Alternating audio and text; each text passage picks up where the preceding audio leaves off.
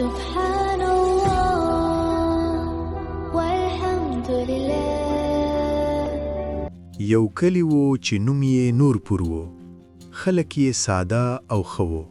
په دغه کلی کې یو غریب هلک اوسېدو. نوم یې علي و. د علي پلار وفات شوی و.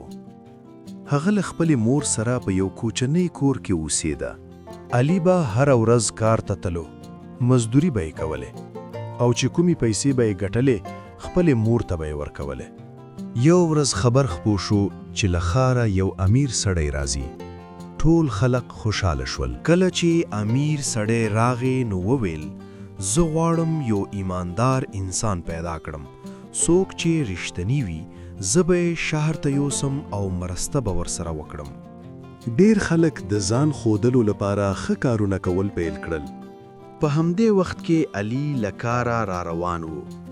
په لاره کې یې یو کڅوړه وموندله چې پکې ډېرې پیسې وې. علي سوچ وکړ که دا پیسې زه واخلم نو زموږ ژوند به ښه شي. خو بیا یې د خپلې مور خبره یاد شوه. حلاله ګټه تر هر څه ښه ده. علي کڅوړه واخیسته او د کلي چوک ته لاړ. هلته یې وویل د چا پیسې ورکې شوې دي. هغه امیر سړی هم هلته و. هغه وخندل او ویل دا کڅوړه زما ده. ما قصدن دلته ایښ شوه چې وګورم څوک ایماندار دي.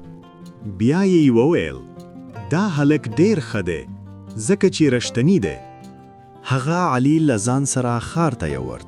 تعلیم یې ورکړ او وروسته علي یو کامیاب انسان شو. خو علي خپل کلی هیر نه کړ. هغه بیرته راغی او په کلی کې یې ښوونځی او روغتون جوړ کړ. ماشومانو سبق داده ایمانداری او ښه کار انسان کامیابوي.